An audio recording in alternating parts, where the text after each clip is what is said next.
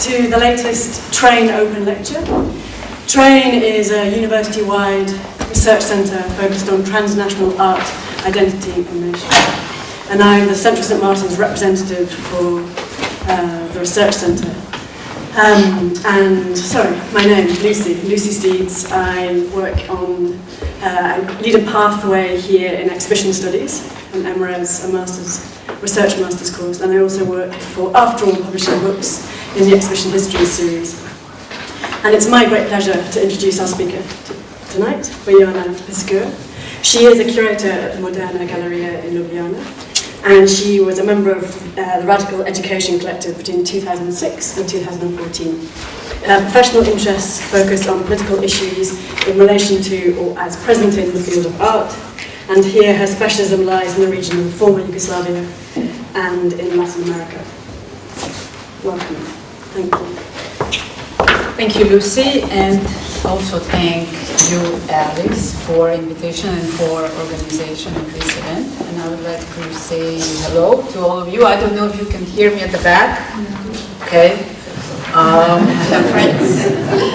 I have friends and colleagues also here from Slovenia and from Belgrade, so it's very nice. The title of my talk today is Museum of the Workers. And I hope you will have some questions at the end, and I will try not to be too long, so there can be more time for discussion.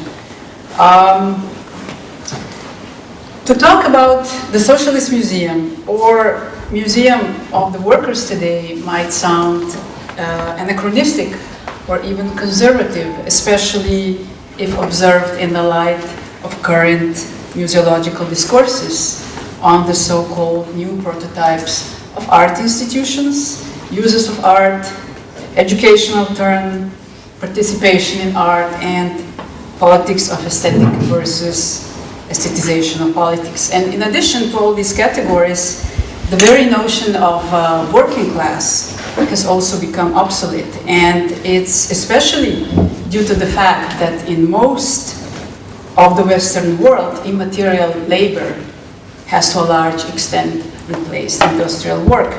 Compared to the now historical proletariat, the new contemporary cognitariat does not constitute a class. So seen in this light, the Socialist Museum, or more precisely, the content which such museum provided could only be considered today as something reactionary, subordinated to the state propaganda, ideologically restricted, while favoring conventional art forms, didactic means of providing knowledge about art and so on. But on another level, can we still even consider the question of class struggle and class struggle related antagonisms within the art institutions nowadays, and even speak of class without falling into the trap of class-based identity politics? And what about the dichotomy between elitism, intellectual elitism included, and social and political engagement in such institution?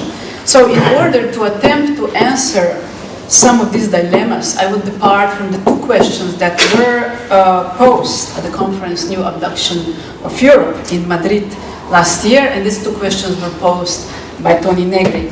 The first question is, what are the elements, traditions, references of the left from the past that can be extracted or recuperated in today's situation?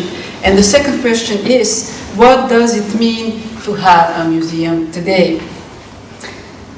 The aim of my talk is not only to show some historical museological cases, but to link various progressive socialist cultural policies, museum models, and directions, as well as their emancipatory utopias, to today's new prototypes of art institution. And I often recall one sentence by Marx. Of course, it's not by the Marx we know, but it's by Chico Marx. And this sentence goes like this: if you are in trouble, get yourself some history. You will still be in trouble, but at least you will have history.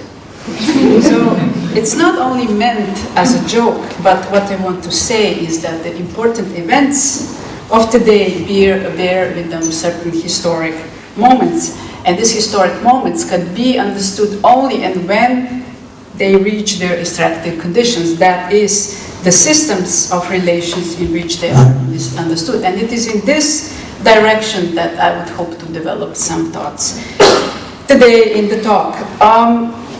The idea of Museum of the Workers came to the fore during the October Revolution in 1917 in Russia, and there, for the first time in history, the working class, the proletariat, was considered as an active participant in creating a revolutionary culture.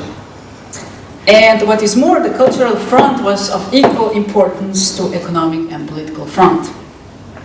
So the ownership of the museums was passed into the hands of the people, that is the workers. And at the same time, proletariat cultural organizations flourished, and in 1917, Prolet Kult was established. And Prolet Kult means proletarskaya kultura in Russian, that is proletarian culture. And the aim of Prolet Kult was to radically shift as some theoretician wrote, radically shift the intellectual subordination of the entire working class away from the values of the bourgeoisie. So that's the end of his quote. And indeed, all sorts of studios, workers' clubs, factory councils, workshops, literary circles sprang up in various spaces, including factories, universities, and even the Red Army. So these activities were state-founded. And in 1920, so that's organizations peak, Prolet Kult had more than 84,000 members, and there were 6,000 workers' clubs and 850 museums in the Soviet Union. The aim of the Prolet Kult was to develop an independent proletarian culture. And Alexander Bogdanov, who was its founder, stated that everyone could become an artist, and that arts were not a domain of a gifted elite anymore. And so every worker could subsequently enroll in various workshops, either visual arts, theater, writing course, photography, cinematographic workshops, etc., and become a proletarian artist. However, the movement was in a certain way still artistically guided by established artists such as Malevich, Tatlin, Rodchenko, Stepanova, Vertov, Eisenstein, Lisitsky, Mayakovsky, and many others. But all these artists also shared in common, as Susan Buck-Morse, who researched these issues quite a lot, put it, and she wrote, what they had in common was a general tendency to move away from art and into life, in the lived experience of every day. They understood their work not as documenting revolution, but as realizing it, serving the proletariat in the active building of the new society. To summarize, proletarian's culture aim was to challenge the cultural predominance of the intellectual elite. And artists were not only participating in the social revolution, but redefining it on their own terms. And Kazimir Malevich said in 1919, "I have torn through the blue lampshade of color limitation and come into white. After me, comrade aviators sail into chasm. I have set up the semaphores of suprematism. Infinity is before you." In LEF, left front of the art journal, which was established by Mayakovsky, it was written in 1923. Production artists, in teaching the workers, learn from the workers. Your school is the factory floor. Alexander Bogdanov, whom I mentioned before, of the Prolet Kult, wrote the first Bolshevik utopia. It's a science fiction which was, at that time, an extremely popular genre. And it kind of shows how much emphasis was placed on the future. And here, I'll make a short detour and say a bit about futures. Jasna Koterska is a writer from Macedonia, and she lucidly observed that the tenses of communism were three, and all three tenses were future tenses. I plan in the future, I live in the future, and I remember from some point in the future as well. So back to the novel.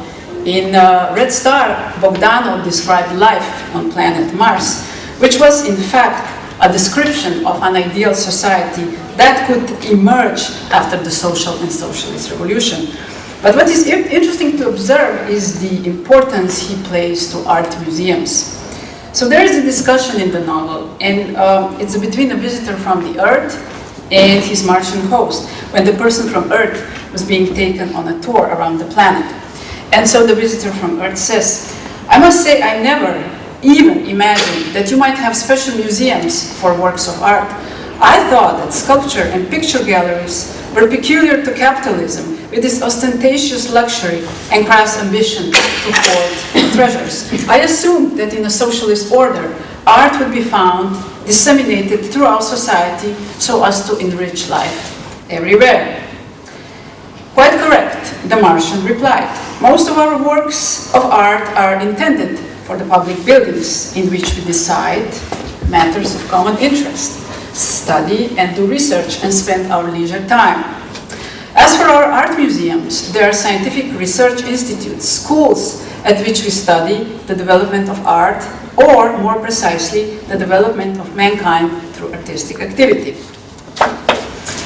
The October Revolution gave power to the proletariat, but it should not be forgotten that the working class consisted mainly of workers who had little or no opportunity to attain any kind of education. And in 1926, the literacy rate among the population in the Soviet Union was 56%.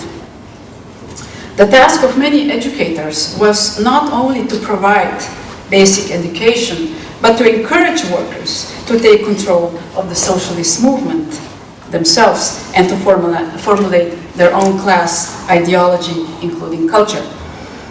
Russian sociologist and political thinker Angelika Balabanova argued in the 1920s that the problem with the workers was that they were intellectually indifferent and that it was necessary for them to become aware of the importance of participation in various cultural activities, such as lectures on art and culture, reading the press, which makes workers participate in cultural events, reading and discussing books that stimulate thinking.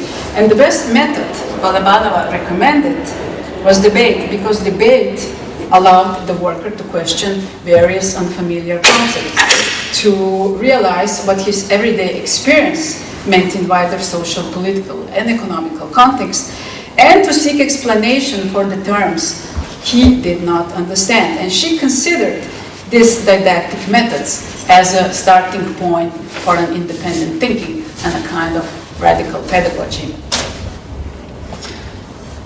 For aspiring workers intellectuals of that time, there were numerous workers' clubs built around the Soviet Union. Their role was educational in a sense of collective and active participation of workers in the making of cultural life, and at the same time combining these functions with propaganda. And Lisitsky even invented a term for these clubs, saying they were social power plants. And there were at least 10 such clubs built in Moscow, and 5 of them were designed by Konstantin Melnikov. And this is one of the workers' clubs, Rusakov House from Moscow, designed by Melnikov.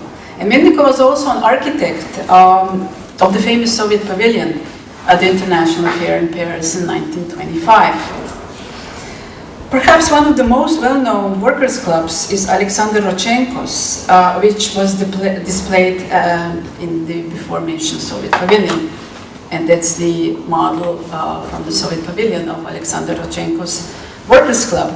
And this model, this idea, embodied revolutionary ideology of that time, and it was a typical constructionist universe. For example, Rodchenko called the object in that room, that is the tables, chairs, bookshelves, newspaper stand, chess table, rostrum for speaker and blank screen for projecting slogans, etc. They were made for this club. He called them our friends and comrades, and in this way referring to the constructivist theories of socialist commodities, which were commodities adjusting to people's actions, therefore different to object of consumption in capitalist world. What all these experiments had in common was the idea that proletarian culture would be egalitarian and collective, as opposed to elitist and individualist bourgeois culture. Between 1917 and 1920, prolethood had a relatively high artistic and also economic autonomy from the state.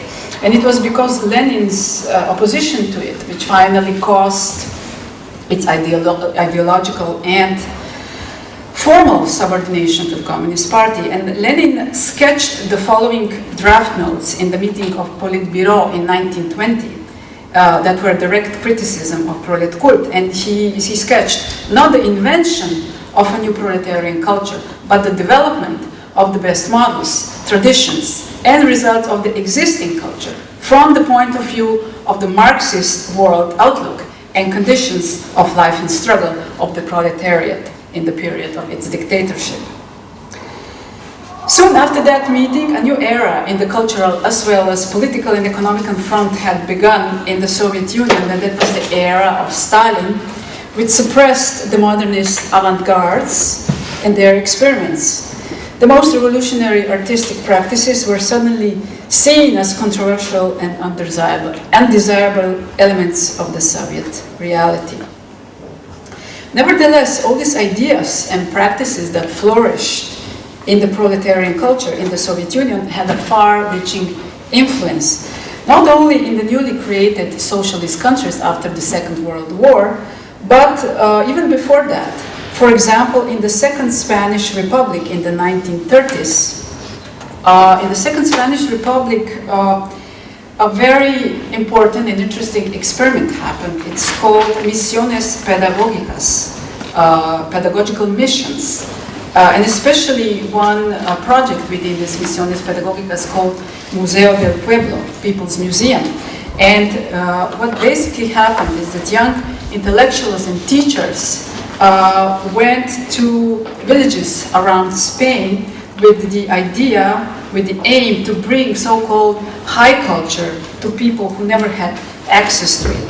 And what Museo del Pueblo, and here is one image from Museo del Pueblo, it's in some village in Spain, they brought reproductions from Prado of various artists, so the people, the villagers, could see those works of art as well. So this is one image, and this is another one.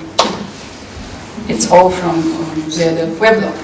But besides that, also these influences were in the avant-garde movements in Czechoslovakia, Poland, or Yugoslavia in the 1920s and 30s. One Polish avant-garde artist, his name is Mieczysław Szczuka, wrote in 1927 that a new audience had come to the fore, and in time it would make its presence more and more marked, the proletariat. He said, the artist has begun to think he does not want to be a vain ornament of his society. He wants to cooperate in the organization of life. Only a new social system will make possible new conditions for this human activity we call art. If you now turn to former Yugoslavia, which is a geopolitical and cultural space where I come from, what we first think, that's the map, it's from the Children Encyclopedia from 1962. What we first think of when we say Yugoslavia are probably the two wars. The one that made socialist Yugoslavia possible in the 1940s, and the one that caused its breakup 50 years later. I'm not going to talk about the last one, but I would like to discuss the national liberation struggle and its deep connection to cultural production of that era, which was inevitably linked to the social revolution.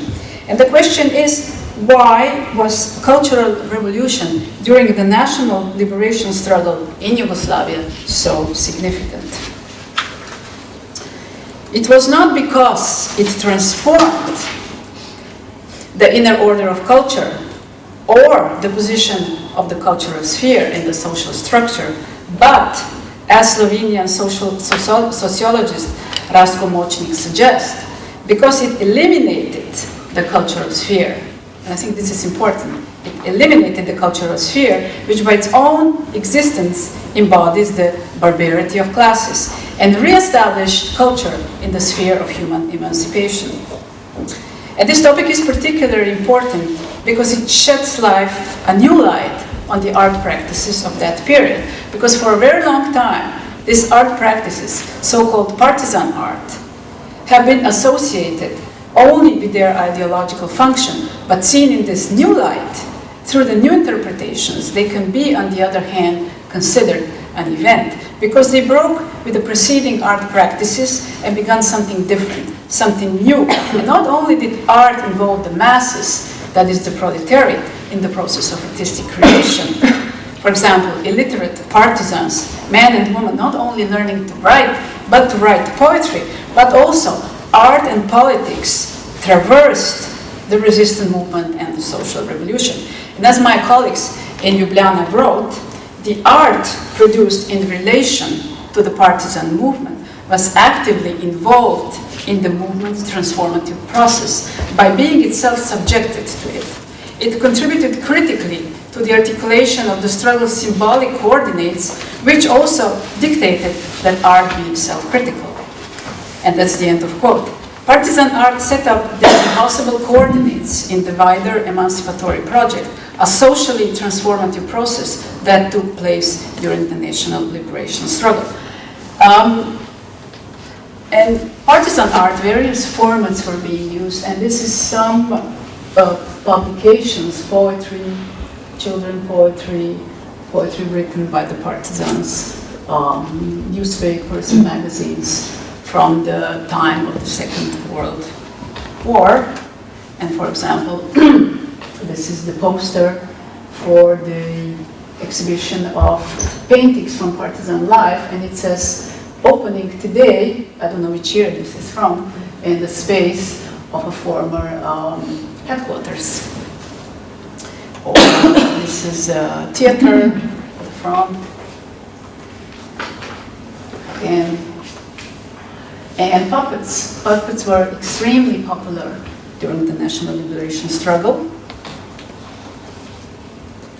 And usually it was about partisans and Germans fighting, of course, partisans always winning. Some puppets. And that's the partisan art that we have in our permanent collection in Museum of Modern Art in Ljubljana, where I work.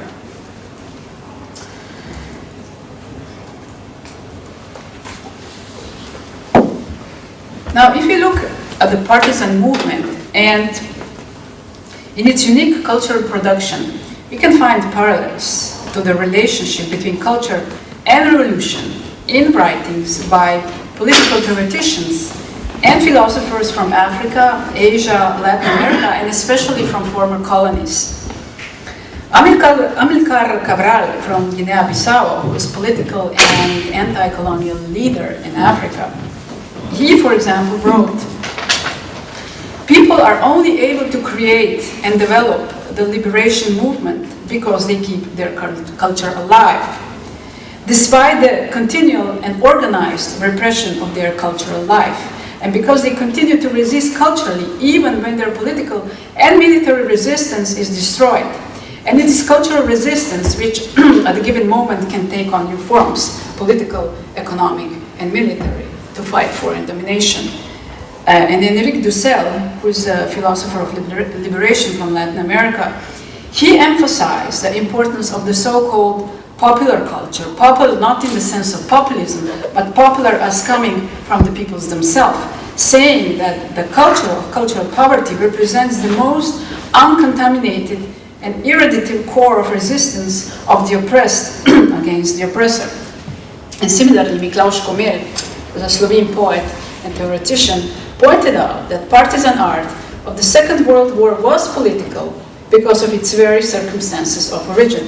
Poetry equaled combat, or to put it differently, words became weapons.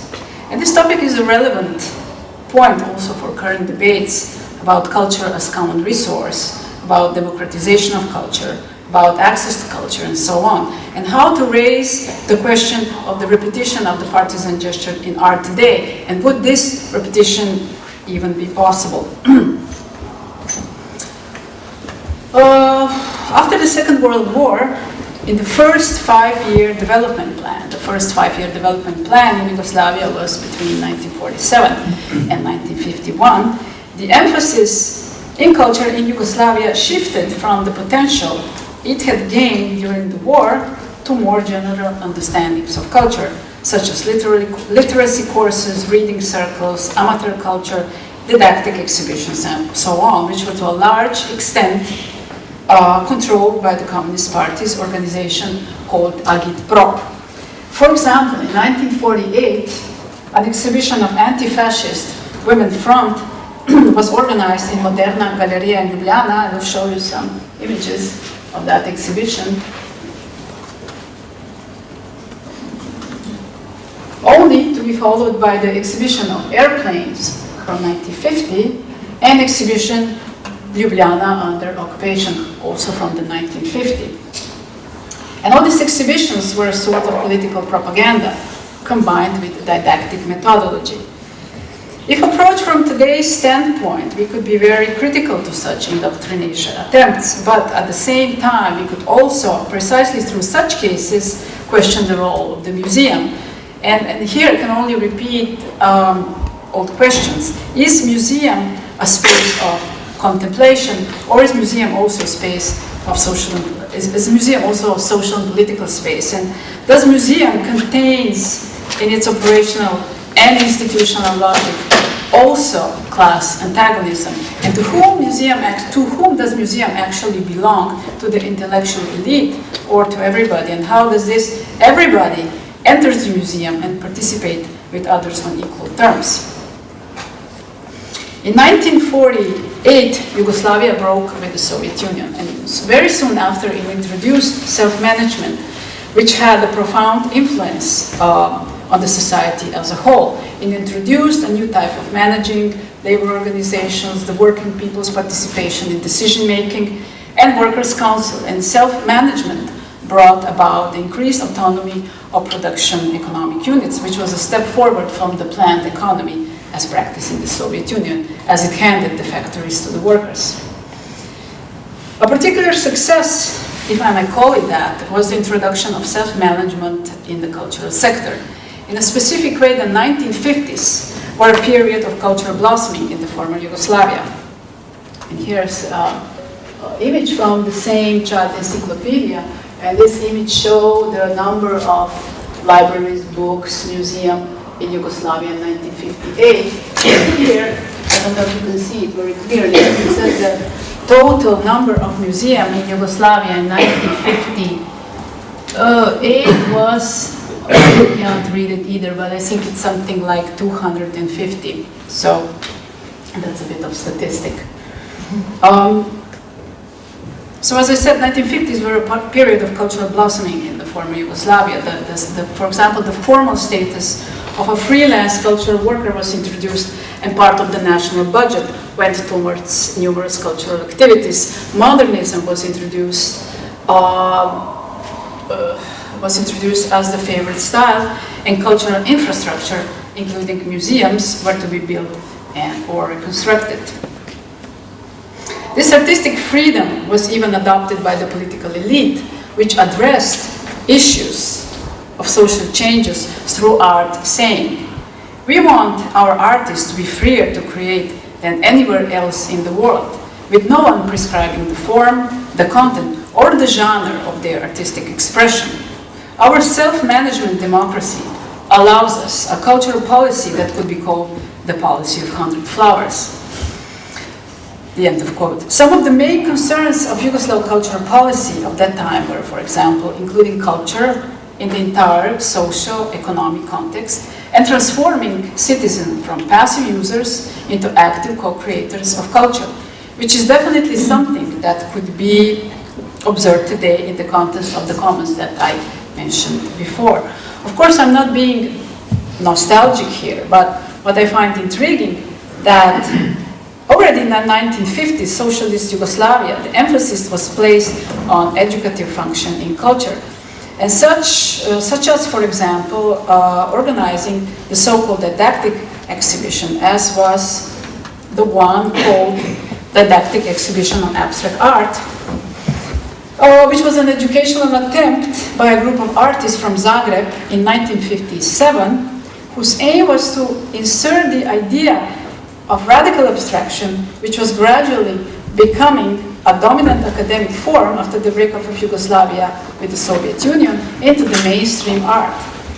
The didactic exhibition was consisting of reproductions of well-known modernist artists rather than original artworks, which were of course unavailable, and it served almost entirely an educational purpose. The exhibition was highly successful and influential. It had traveled all around Yugoslavia for almost 10 years and was set up in various spaces, city halls, schools, and museums, and so on. These emancipatory cultural practices took many different forms, including, for example, amateur cinema and photo clubs, which were established in factories and other workers' organizations. They provided, and I think this is also important, they provided opportunities for avant-garde experimenting in the spirit of socialist self-management. And this really special case is a bit similar to that of prolet cult, because in this way certain links were maintained between the so-called high culture and the workers. In museums of modern and contemporary art in Yugoslavia since 1950s, art was brought from museums to factories to workers' association, etc., where special seminars on modern art were conducted with the goal to reach the broadest possible audience. And this is the image from one of the such seminars, this is from Belgrade Museum of Contemporary Art, where also they had a special department called Center for Visual Culture, established in mid-70s and dedicated to sharing of knowledge with the broadest public, including factory workers.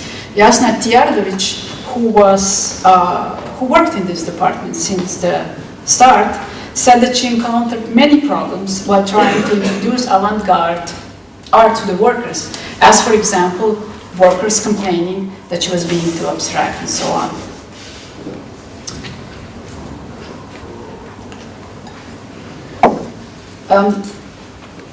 As already mentioned, in the socialist spirit, culture was meant to be an intrinsic part of the society where artists were equal with the workers. And if workers didn't come to museums or galleries to experience art, artists and museum workers would come to the factories.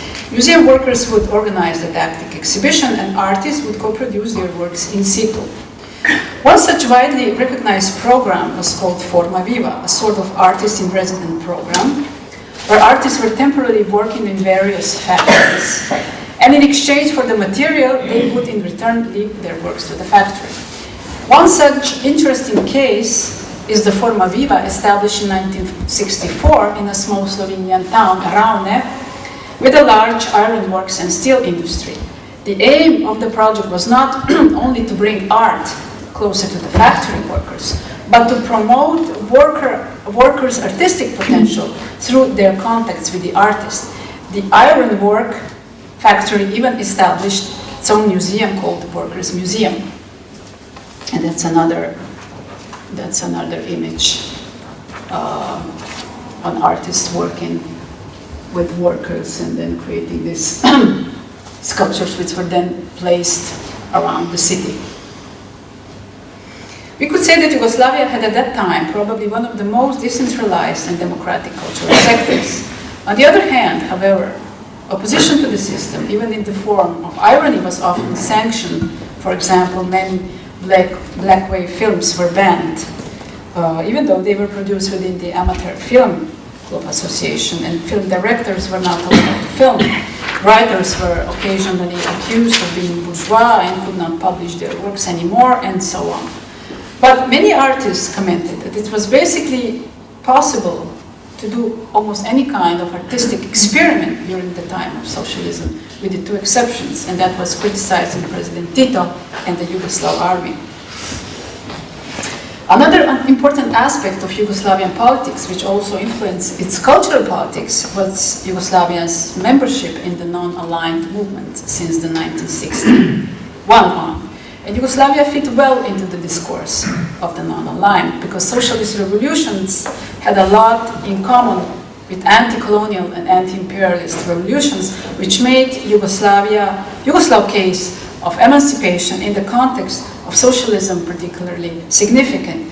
And the non-aligned movement provided an opportunity for positioning Yugoslav ideology and culture more globally on the basis of the formula modernism plus socialism equals emancipatory politics.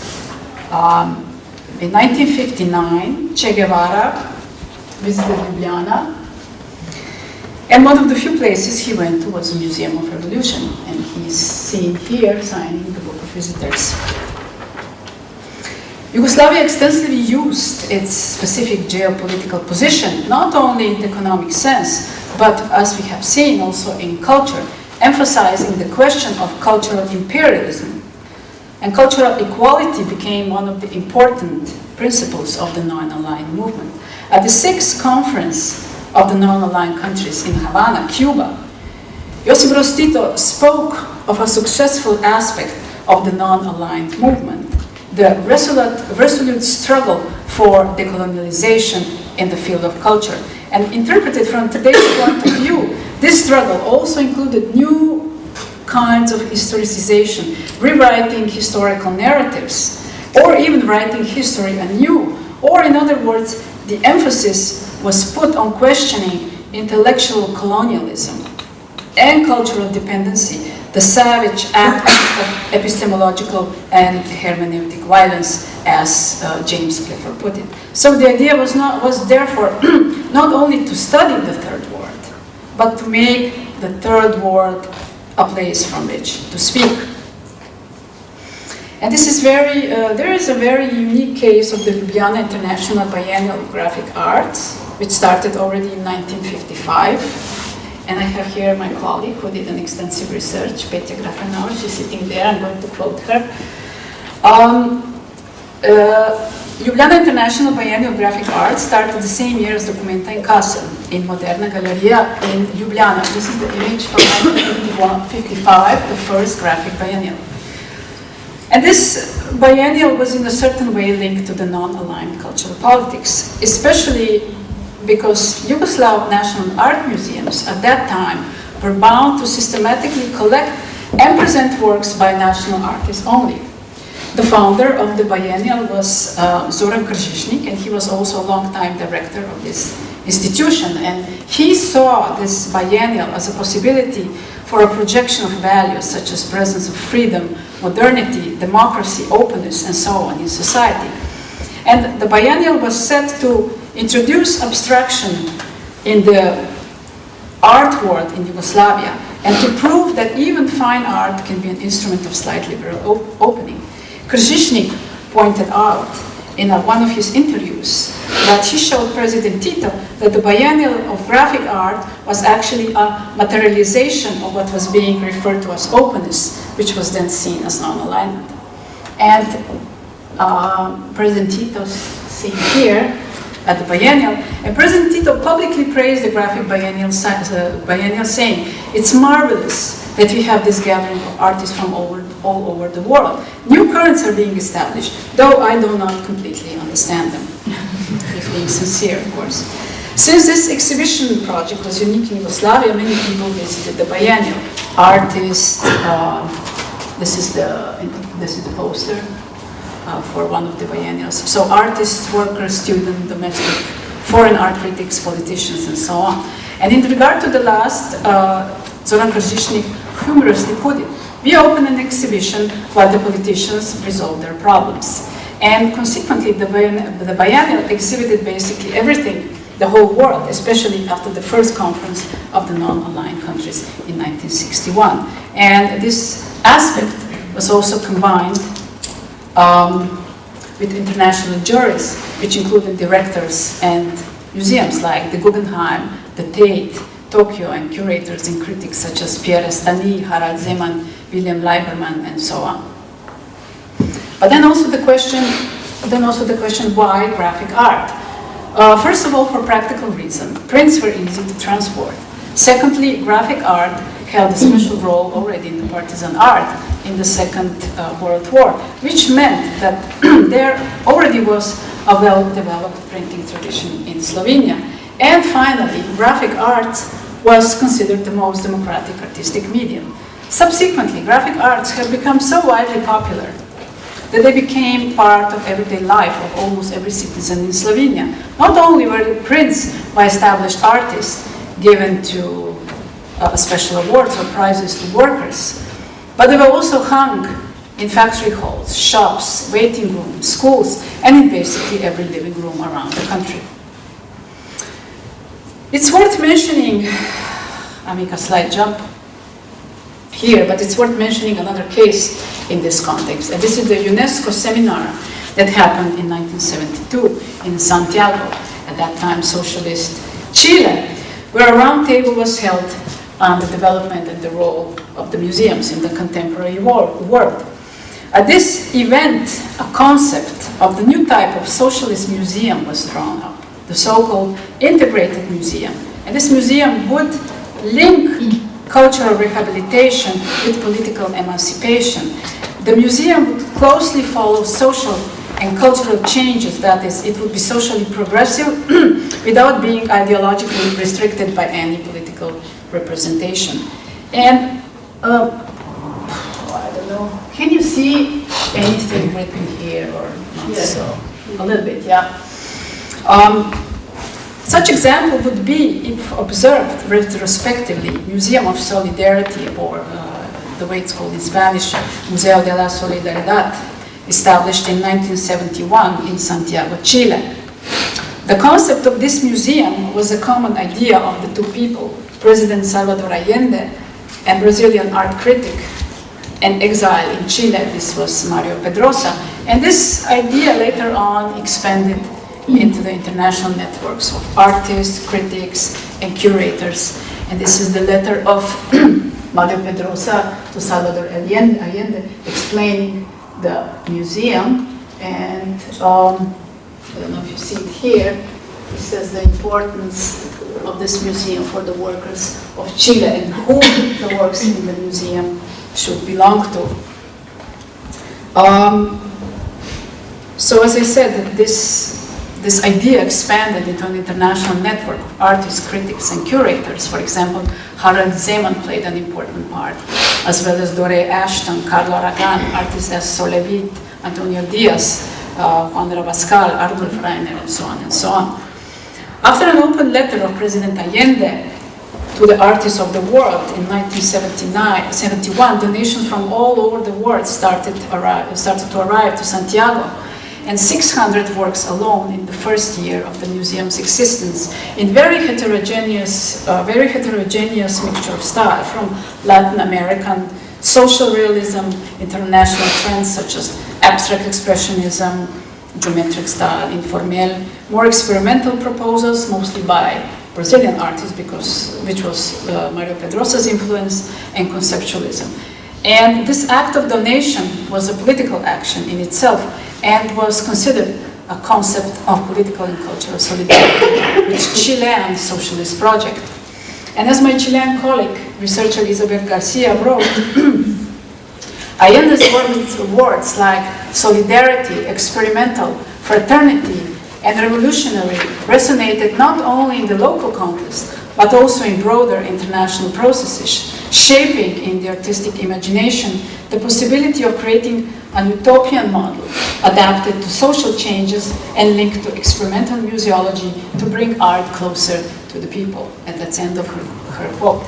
Pedrosa, for example, also spoke about art's connection to the workers, especially to Chilean copper miners, saying that the works of art should belong to everybody. And President Allende seemed to understand the new museological vocation of the era when he exclaimed while inaugurating the museum in 1972, and he said, "This is not just a museum anymore, this is a museum of the workers."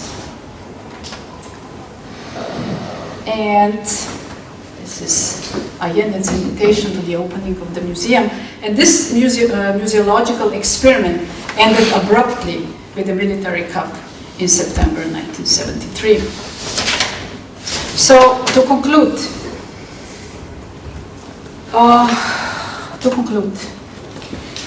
looking back at what happened in the 1990s, it's quite obvious that museums in the former socialist countries of Eastern Europe slowly integrated into the global art system, adopting to a lesser or greater degree the Western canon of art history, and subsequently to the logic of capitalism. Even the socialist slogan, brotherhood and unity, was translated into the capitalist form on consumerist sameness, which appears now to be a kind of continuous uniform space. At that time, the main Slovene newspaper Delo, which means work, changed its front page slogan from proletarians of all countries unite into a catchier phrase. The words proletariat, unity, became obsolete, and no one really considered those ideas as carrying any emancipatory potential any longer. And in the geopolitical sense, the art system today is connected to the domination of the West, underpinned by the most highly developed cultural infrastructure, epistemological supremacy that lasted for centuries, and predominance in the global distribution of knowledge. And Boris Groys summarized it well when he said that with the demise of European communism, we had lost the most significant alternative to Western uniformity in recent history in terms of differences and alternatives.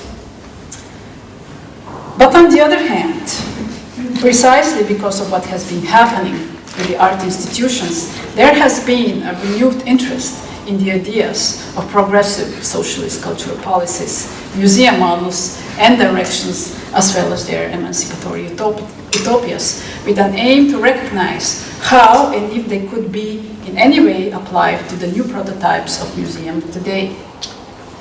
A lot has been written, not only by the so-called art experts, but also, for example, by the theoretician of the new social movements about the new possible mental prototypes of institutions and different kinds of institutionality.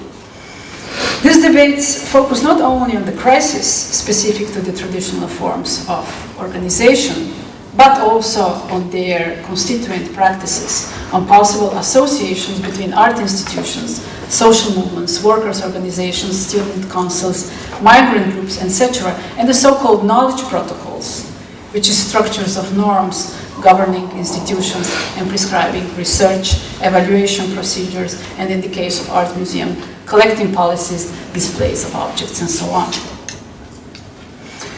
Another important aspect of those discussions is the relationship between the artistic work and the social labor as a whole. Most of us are aware that there can hardly be artistic creations if they are cut off from their political realities, and that had been one of the major problems in the field of art and culture for quite some time now. And there are currently many groups, collectives, networks, and even museum federations that are actively engaging with various antagonism in art institutions, as mentioned before, but also at the same time producing new formats of exhibition, reconsidering the meanings of institutional and social critique, usership in art, possible associations between art institutions, social and political movements, and so on. And the emphasis is not on common identities, but on common necessities. That is, how to join different positions in a new anti-hegemonic cultural front. And I'm sure you know such groups and collectives yourself. I will just name some. For example, they're very actively working on these issues in Spain, Diásporas Críticas from Barcelona, Somateca and Peninsula from Madrid. And there is also Traficantes del Sueño, Rede Conceptualismo del Sur. Rede Conceptualismo del Sur is a wider network of researchers and activists and artists from Spain and from Latin America. And I know, you probably know some collectives from London, like Carrot Workers Collective or Precarious Workers Brigade and so on. So, if I repeat the question from the beginning of this talk, which was, what does it mean to have a museum today? And to answer it in the most sincere way would be, perhaps to paraphrase Gilles Deleuze, who said, "Museum is like a box of tools. It must be useful and not for itself. If no one uses it, then museum is worthless or the moment is inappropriate." And this use Deleuze was talking about could only be understood in the sense of becoming.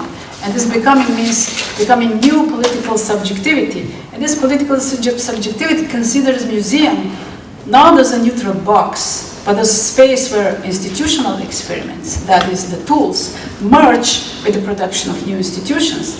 And then, probably most importantly, there is the space, museum as a space, which should make us think, as we heard today, as it already did more than once in the past. And the question would be, how do we take a future together? So that's it. Thank you very much.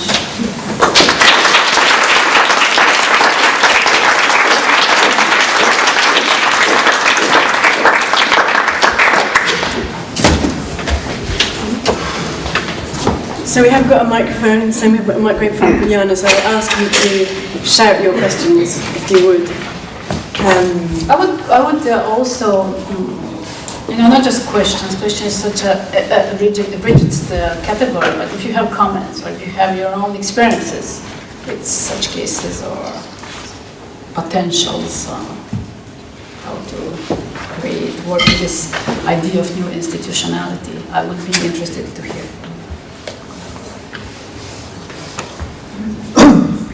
Could you say a little bit more about this fascinating idea of cultural poverty and how it works as a practice?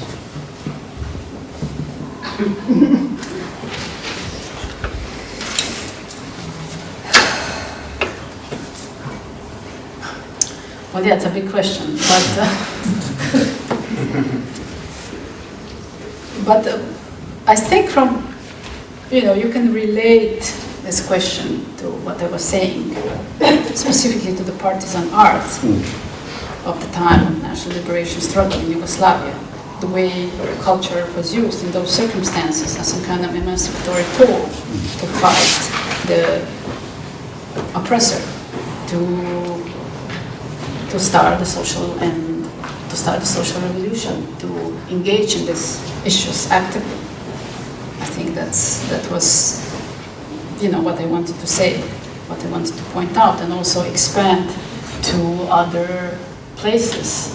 Is there an active model of disinvestment involved? Excuse me? Is there an active disinvestment in existing forms of culture involved? You mean currently? No, I mean in that time, was there? Does cultural poverty imply disinvestment in forms of culture? I don't understand what you mean with this. I mean, do you have to get out of culture to get elsewhere? I mean, do you have to disinvest or But the culture as such, I don't think it made much sense in those kind of circumstances. Right. So it had to be started anew. Right. Good, that's all.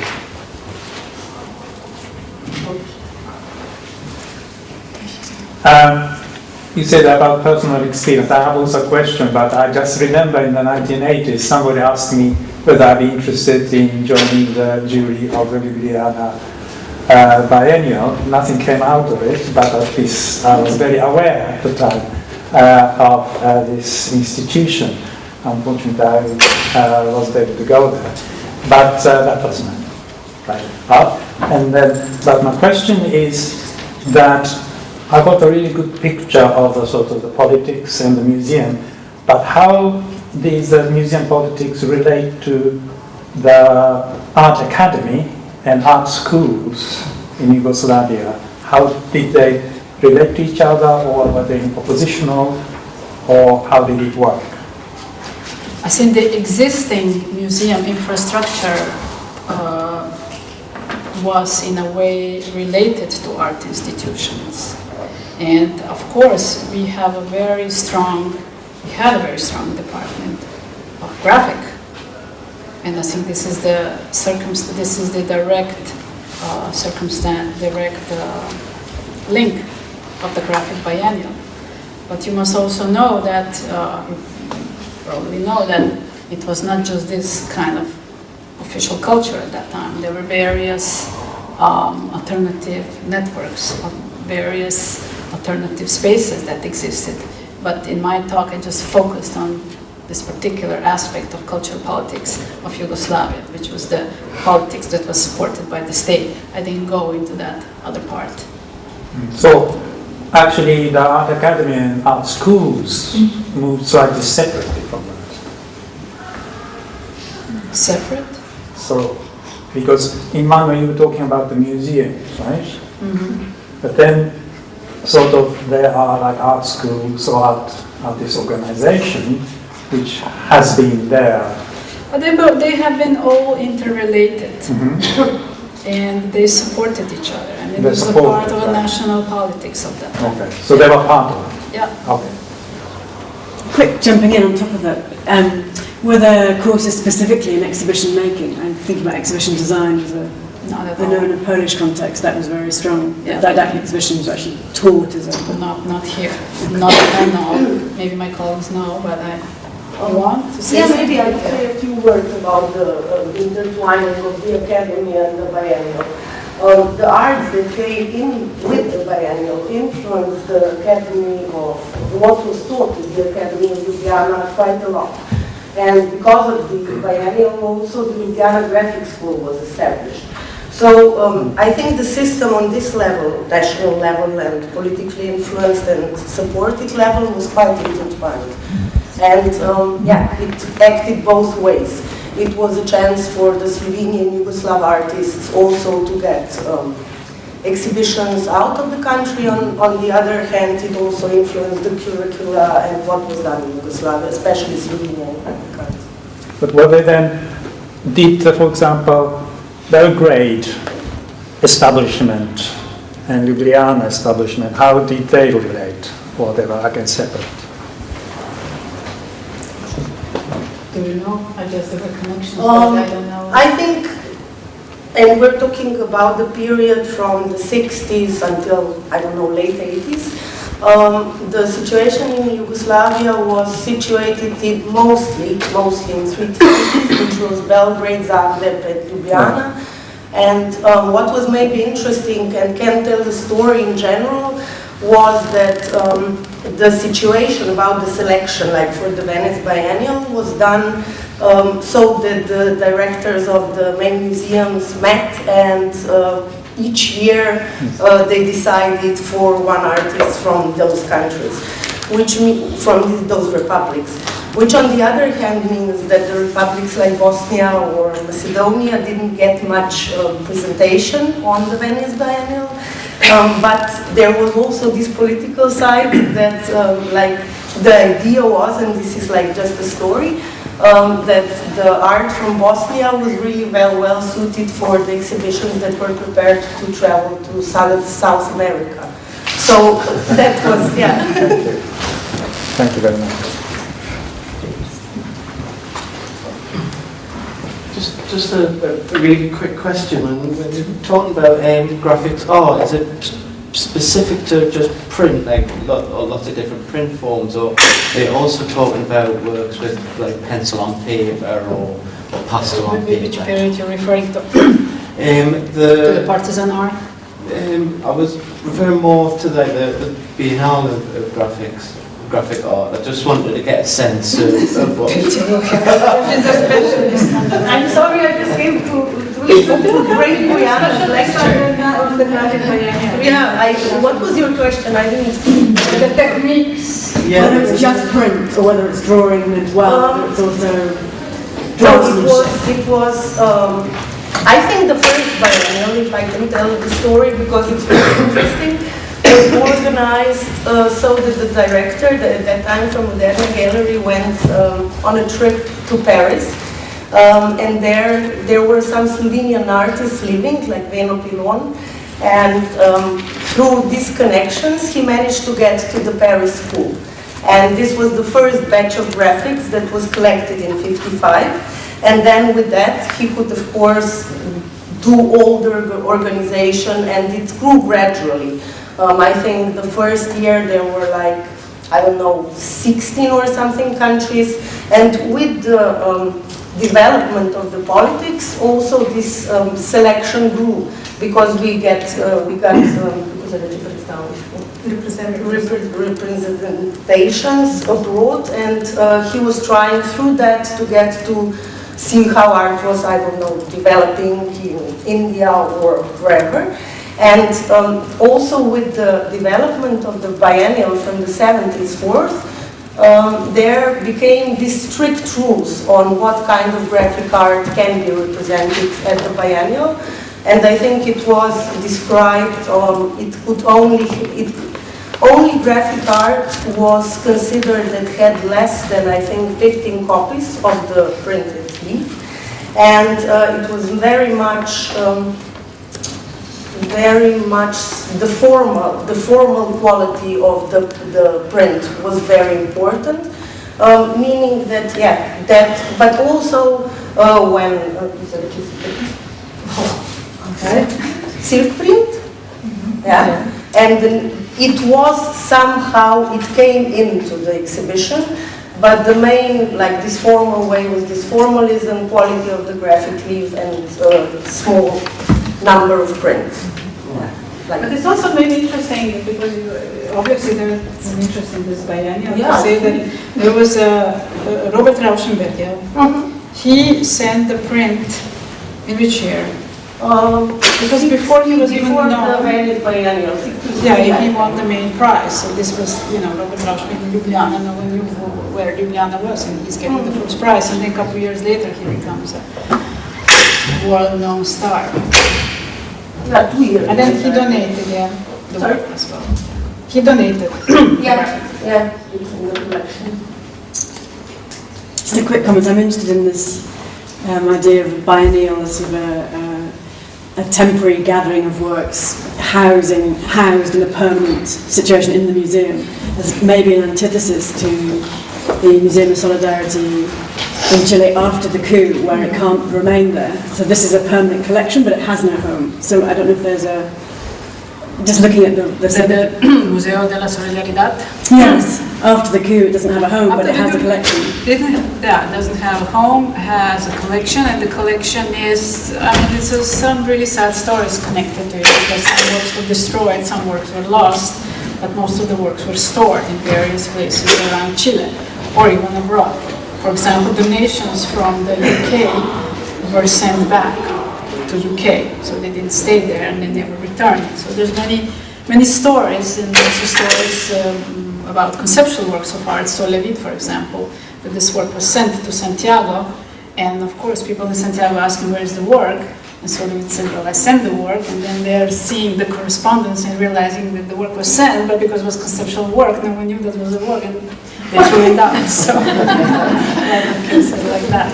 But yeah, now it had this Museo de la Solidaridad has a long story, has a long history, and after the coup, another museum was Museum of Resistance was established in Europe, which also collected works, donations by artists, and only in 1951, after the end of the dictatorship, they were able to put it together in one house, and now they have it on view. While with this graphic biennial, that a lot of works were donated to the collection. To the collection. This collection is in a special museum. It's called the National Museum of Graphic Art. Excuse me, I thought it was at your museum. It's not. It was separated in 89 or 84. So it's a special institution, and they have a lot of works there in the collection, but not all, of course. Yeah. I have a question about censorship, because you mentioned that, for example, some writers fell out of favor and then they weren't allowed to publish. And I know, for example, from Poland or Slovakia, that weren't allowed to publish meant you were in jail, your books were destroyed from the libraries and bookshops, and there were artists who, for example, were in favor and then fell out of favor, which also meant the passport was confiscated, they were in jail, they couldn't paint, they couldn't do anything more. Was it really different in Yugoslavia? I think it was different. I mean, I know the situation in Czechoslovakia because I went to school there, and my professors in Czech Republic from art history department, where the people who were in '68, who were cut from, they lost their position, they were able to return only in '91, and I know the situation there was different, but I think Yugoslavia has this kind of freedom. Like as I said, you could, even when speaking to artists nowadays, they say, yeah, we could do things, we can experiment, but with these two exceptions, criticizing Tito and criticizing the army. And of course, there were artists that were persecuted and things like that, and also writers that they couldn't publish, but I don't think this was such a, I'm sure it's not such a hard case. This was in Czechoslovakia, Poland, or Soviet Union, or other countries, Romania, Bulgaria, and so on. And also, second thing, a few years ago I went to the conference which was in Cultural Institute entitled Art and Espionage. And there was a gentleman from, I think he was from Hungary. He introduced himself as a former spy. And he actually said that the reason why the abstract art was so popular, or conceptual art, was because you could actually give away quite a lot of information by painting something, but no one could see unless you had a key what to see in it. And those arts were, innocently traveling around, and people were coming, and the right people and getting all the But could he give the name of the artist? I would have to look for it. Interesting. Yes. So, I would like to ask you about this notion of workers. What happened if there were workers' museums that you talk about? What happened to those who were not workers? Who was not a worker? Peasants, farmers. Did they have their museums? Or there's one news article mentioning the naive. This lady from Belgrade was mentioning something about naive paintings. Yeah, but these guys were also workers because, in self-management, even the artists and people working in culture were cultural workers. Yeah. So were they genuinely engaged in those processes that you mentioned? Yeah.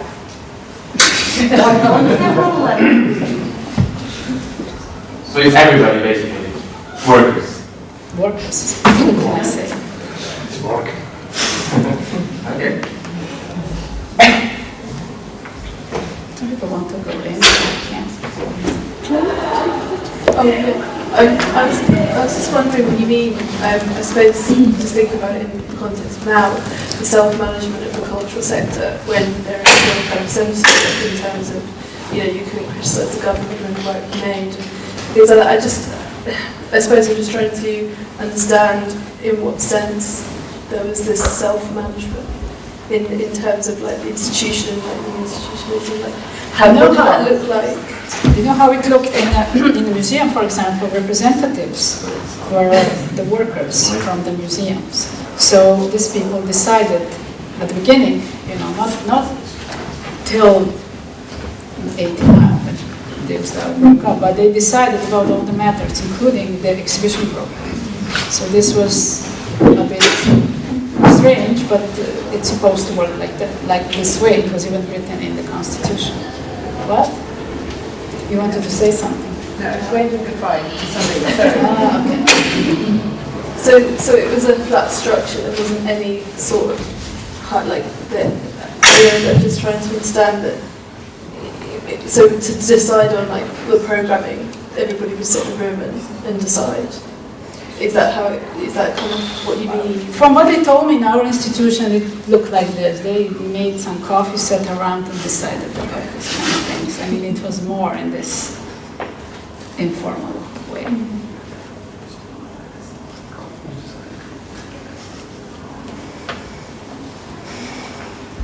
I don't have a voice anymore. Yeah. Maybe a final question. Right? Yeah, a couple of questions. The first one is in relation to just a fairly basic question. I mean, the notion that we have of a museum or a gallery is that you have a permanent collection, small one, big one, whatever it is, but then there is a constant stream of other exhibitions moving through. So was that the concept that was there at that time? Because we all have a notion of what is there, what is here now. So were there new exhibitions coming in every 6 weeks, 8 weeks, or even 6 months? Was that kind of a museum, or was it kind of more kind of static, more geared towards potentially the art schools in that more way? traditional with national collection and works from national collection and exhibitions of national artists, like retrospectives and things like that. And then they had exhibitions, for example, Swiss architecture already early in the 1950s, and they had exhibitions, I don't know, French artists, and I don't know, many things, but they got this exhibition through the cultural exchange. Yeah. It was only after the 90s, I think, in the 1990s that we started making exhibitions, also inviting foreign artists and doing this, what we call today, contemporary art exhibition formats.